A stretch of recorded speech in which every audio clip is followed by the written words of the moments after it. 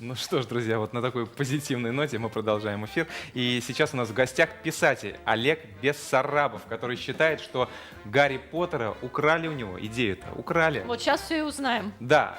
Олег, приветствуем вас в нашей студии. Доброе Спасибо. утро. Доброе утро. Спасибо, что столь Доброе ранее утро. сейчас пришли к нам в студию. Ну, расскажите вообще, что это за удивительная история, как так получилось, что Джоан Роулинг украла ваш сюжет и вот вашего Гарри Поттера. Да, украла. я для начала покажу сказочку, которую знают многие жители Калининграда. Сюда показываю, да? Да. Вот, называется «Книга судеб» или «Приключения девочки Лены в чудесной стране». Эта сказка была издана в 1994 году у нас в Калининграде тиражом 15 тысяч экземпляров. И, казалось бы, ну что тут такого, ну написал человек книгу и, ну мало ли кто там книги пишет, да? Но в целом эта история имела интересное продолжение. Я сам не подозревал, что так получится. Но я ее написал, и дальше произошла следующая история. Я в то время Можно, работал... её Да, пожалуйста. здесь полистать, как она выглядит, друзья. Да, Так, в то время рассказывайте. я работал штурманом на судах западного речного пароходства и бывал в разных странах. Вот, в частности, 94-95 год я и 96-й я регулярно бывал по всей Западной Европе и очень много раз бывал в Великобритании, в крупнейших городах Великобритании, в Уэльсе, в Англии. Это просто так, значит, если вспомнить, это Ливерпуль, Бристоль, вот родной город, кстати, Джоан Роулинг, затем Кардифф, ну, много других я сейчас не буду перечислять, чтобы не тратить время. И что я там делал? Я ходил по издательству, вернее, ходил по магазинам, по самым крупным. Я всегда пришел в крупный город, заходил в самый большой магазин, какой там есть, торговый центр какой-нибудь, и первым делом шел в книжный отдел, отдел детской литературы.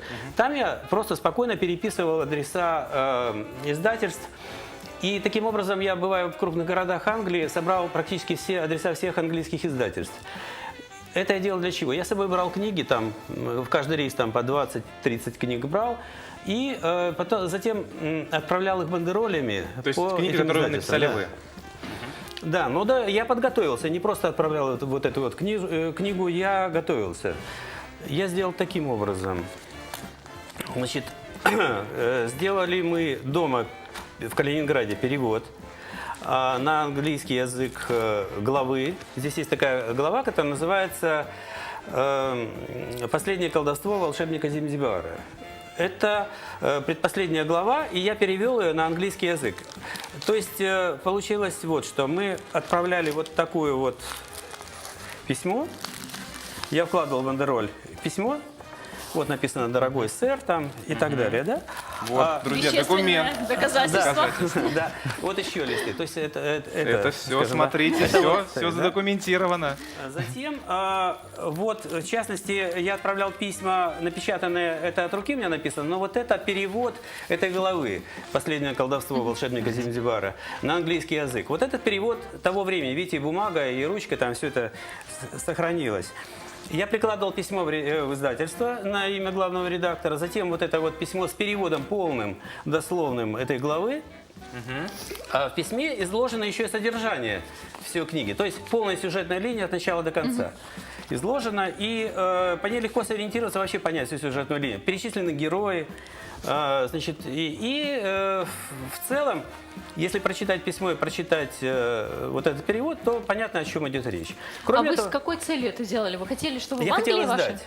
Я хотел издать, и что получалось? Вот я просто продемонстрирую вам. Скажем так, это вот маленькая такая бумажечка.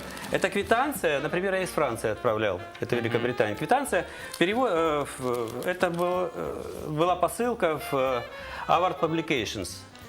Ну и такое издательство. Дальше вот я покажу просто несколько для примера. Покажу, это издательство «Ларус», тоже в Англии. Дальше с конвертом, тут, это издательство «Леди Бёрд». Кстати, они успешно сейчас «Гарри Поттера» издают, но я к ним претензий не имею.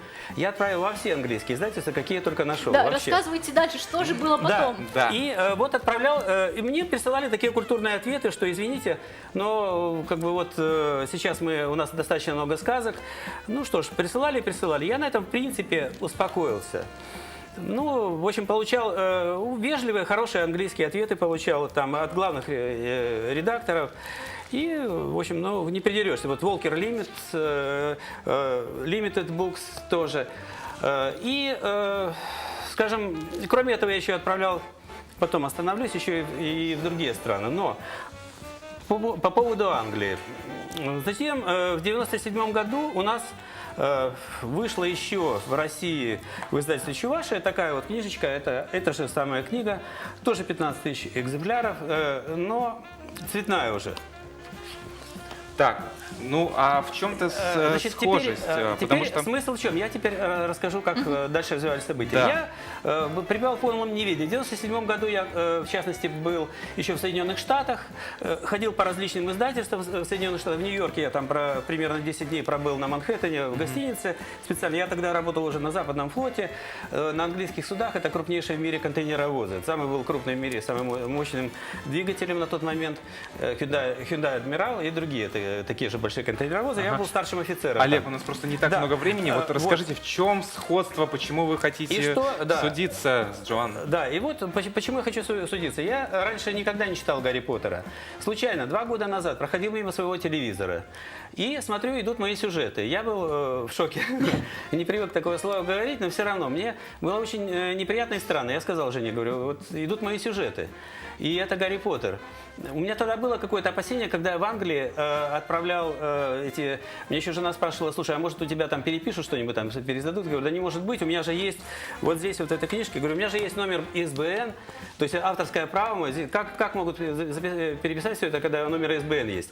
Олег, ну подскажите, а у вас получается прям вообще точь-в-точь совпадает? И те же герои, и те же имена? Нет, или... там немножко по-другому. Я смотрел, сначала я увидел только фильм и увидел свои сюжеты. Я тогда стал смотреть по другим каналам, где шел этот Гарри Поттер, стал смотреть эти фильмы. И сразу мне бросились в глаза несколько сюжетов. Первый сюжет, который, ну, можно эту книжку, например, открыть. Вот у Роулинга вот эта книжка в руках оказалась. И я сразу увидел глава, значит, про пауков. Полностью, практически весь сюжет, это вот целая моя глава. Это у меня называется этот большой паук Мудрый Маркус, а у нее называется Арагог. В чем фишка? Значит, я там описываю, что этот паучок сначала был маленький, потом волшебник его отправил в замок, и там он вырос и стал огромным пауком. Вот то, что я описал, то же самое Роулинг описала. Затем «Последнее колдовство волшебника Зимзибара». Там идут превращения призраков у меня в то, чего герою, каждый из героев боится больше всего на свете. Каждый герой должен преодолеть свой страх. То же самое у нее это богарты. Но богарты в английской мифологии это обычные домовые, которые никого никогда не пугают, не превращаются в то, чего каждый боится больше всего на свете. Это я описал этих призраков, она точно так же это повторила. Превращения идут в той же последовательности, что и у меня. Сначала там, скажем, в одно, там в крысы, потом... Значит, лев, там у меня идут разные превращения. Вот, и последовательность точно такая же, как у меня идет. А как сейчас вот развиваются события? Теперь события. Значит, я 2 года просто находился в таком недоумении, но где-то вот 5 августа я еще раз посмотрел, случайно Гарри Поттер попался, вот поговорили с вашим издателем Евгением, и я решил написать сравнительный анализ. Я на свой день рождения написал, и сначала писал 3 сюжета. Это практически, эти сюжеты, есть такой, я выставил свою книгу для того, чтобы каждый мог прочитать. Есть сайт, называется Live Интернет. В любом поисковике, Google, там, Яндекс, наберите просто дневник Олег Бессарабов, выйдите, и там издана моя книга специально, чтобы ее читали. И там идет полный сравнительный анализ. Если вкратце изложить, то... Скажите, а как вы дальше собираетесь действовать? Что вы планируете? Будете судиться? Да, обязательно. Суд, конечно, необходим, потому что мне очень неприятно то, что мои сюжеты просто используют. Видите, сейчас получилась такая ситуация. Моя книга 22 года не издается. Не потому, что она плохая, но я, видно, сам ее никому не предлагаю.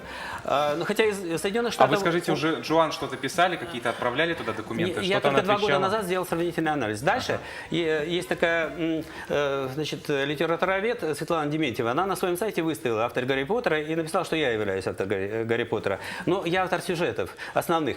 Получается сейчас такая ситуация, что самым большим ценителем моей книги является Джоан Роулинг. Она использовала по полной программе. Мои сюжеты издаются на 80 языках мира в 200 странах мира. 200. А моя книга лежит. Наши издатели ее не любят. Зато она нравится издателям Великобритании, Соединенных Штатов, западных издателей. Там издают на полную катушку. 500 миллионов экземпляров издано уже. Как вы моих считаете, сюжетов. в чем популярность, вот в чем секрет популярности этой книги? Почему ее так Джоан любят? Роулинг? Да. Ну, я думаю, что если бы у меня были плохие сюжеты, она не была бы такой популярной. Все-таки ее не издавали, у нее ничего не получалось, много лет не получалось. Моя книга издана в 94 году, ее в 97 году, через 3 года. Как раз 95 те вот письма, которые я вам показывал, 95 год, у меня есть там 94 и так далее. Вот, она взяла все основные сюжеты. То есть в моем сравнительном анализе там все изложено. Вся сюжетная линия. Олег, я извиняюсь, у нас, к сожалению, время поджимает. Это было очень занимательно. Я думаю, это наш не последний эфир. Мы вас обязательно еще пригласим, потому что будем следить за развитием событий, смотреть, что же нам ответит Жоан. Да? Я напоминаю, что в гостях у нас был Олег Бессарабов, писатель, который утверждает, что Гарри Поттера написал он, сюжетные линии. Друзья, ну что ж, мы сейчас смотрим «Завтрак», а дальше вновь в нашей студии.